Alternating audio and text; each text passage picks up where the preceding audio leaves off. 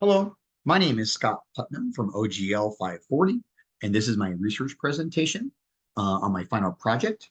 My project title is The Importance of Accessible Continued Learning in a Technology-Based Sales Organization, which I'm basing large in part, of course, on literature review, but also that I work for a current organization, which is a security and smart home technology-based sales company.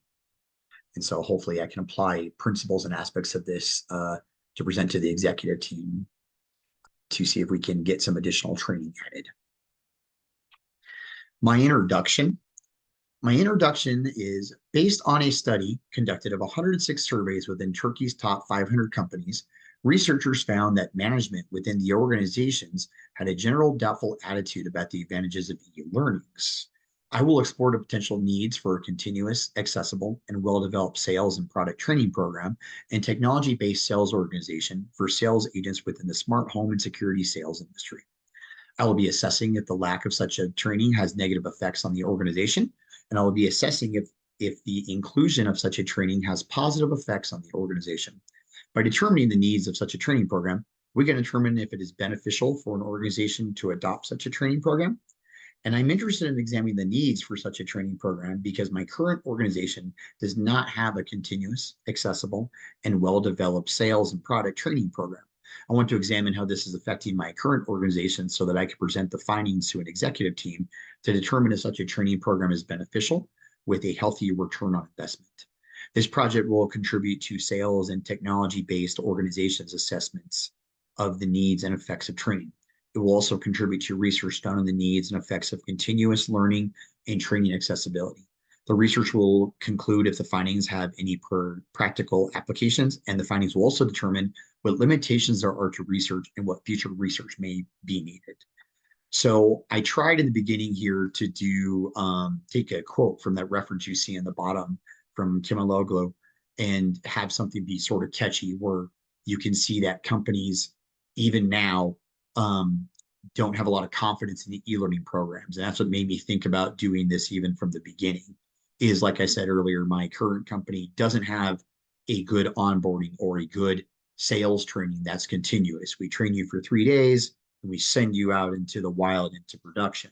So this is analyzing the issues that would exist with that and how having a training program such as this would be beneficial. I'm trying to put a very large emphasis on the continuous and the accessible because I've done a lot of literature review on the continuous learning, which is always accessible, which addresses any inequity because so often leadership as a social class sort of holds tight reins on who's allowed to do training. Anyone would be able to do this training. It would be accessible to everyone. And because it's a technology-based company, which I focused heavily on as well too, the training has to be continuous because in technology, everything's getting updates once a week, once a month. Sometimes there's several in a week. And so we have to stay up to date on the technology and how it's changing, which my companies and other companies are currently not doing. And also the sales approach, because even as recently as this last month, as social, political, economic, the climate changes, we see consumer demand change, and they have different concerns and different things that worry them and different takes on technology and what we're offering. So it's important to have an up-to-date sales training as well as product training. Here is my literature review.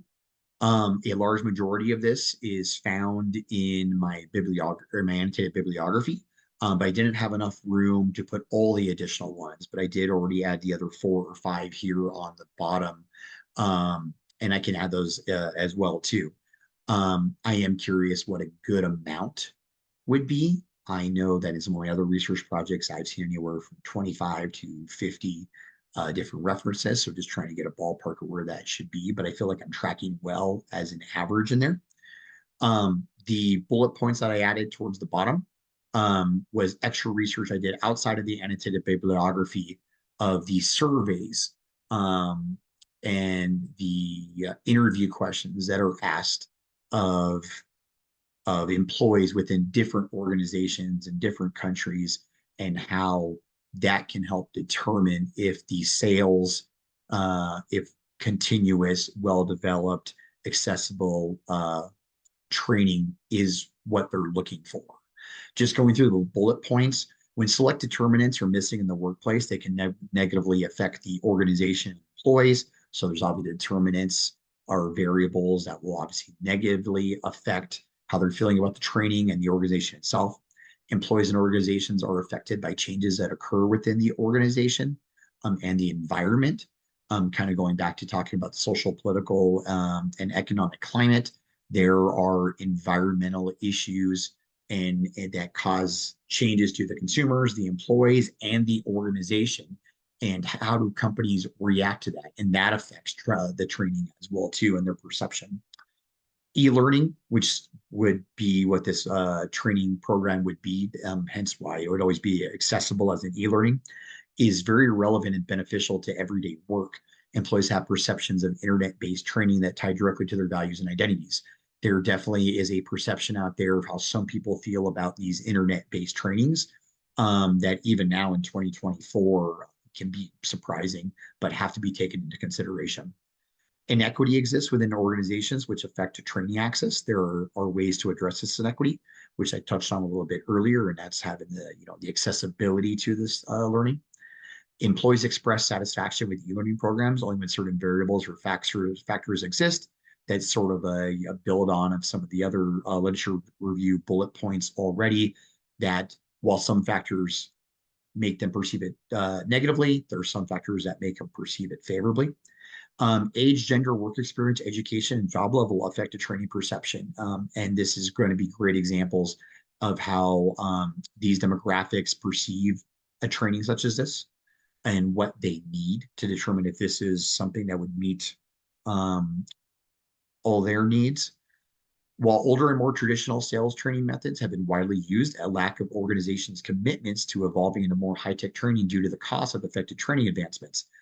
This was an interesting research article in that this is exactly what my company's doing. They're still making YouTube videos that are completely outdated by one employee 10 years ago and using those for the training, even though, as I said, technology changes sometimes literally daily, and it's simply a cost efficiency. And so there's a return on investment to examine there as well too, because while you're saving that money, what are you losing in sales and profitability for the organization and even retention? Organizations must take strategic approaches to training their staff to sell complex products. Our security and smart home and technology products, as well as in other organizations, are very complicated. There's a lot to them. So as we look at product training, this ties directly into that. That's why I wanted to choose this bullet point. Organizations need to infuse sales technology integration into their everyday business. That's saying that we need to update the way we sell and technology that we use for it. And this would be part of the sales training and the product training and something to identify within the company as we look at this training need.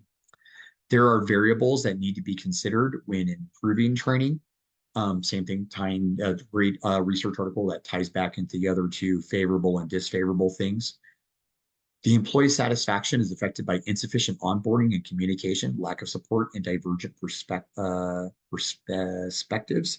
So this is another great assessment we're going to look at what a continuous, well-developed, accessible sales and product development training could bring to counteract that. There will be an examination of employee attitudes towards participation in training. Once again, these are some great surveys in this one that are going to really speak directly to an assessment of how employees feel about training such as this. And there are also barriers such as perception of owners, managers, cost, funding, external pressures, and absence of a formal training process that affect employees' perception of training as well too. That builds on that, second to last training point that I just spoke about. My purpose statement.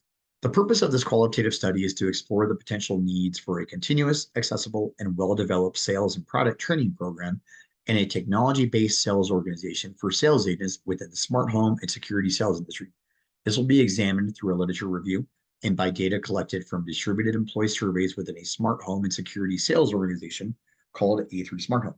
At this stage in the research, the need for the sales training and product training in a technology-based sales organization will be generally defined as a sales and product training.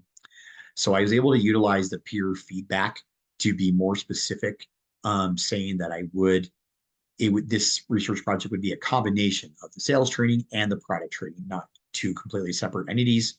And also that it would be while we're looking at an industry, the example I'll be using is this A3 smart home, which is my current organization.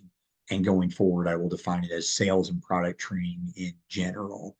So it was great to get that peer feedback and make some of these changes. My research questions.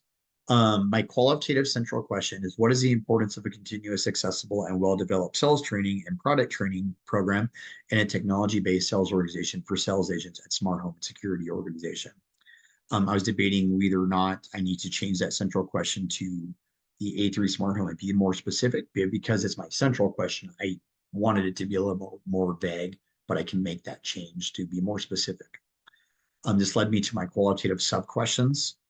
What is the current staff's opinion on the current sales training and product training? How does training need to be developed for sales agents and smart home and security organizations that focus on technology-based products? Honestly, in this section, I'm thinking about expanding. I would like to include 3 or 4 more sub questions. Want to make sure that was something we can do. And I would like to administer those to my current employees and include that in the research project as well, too.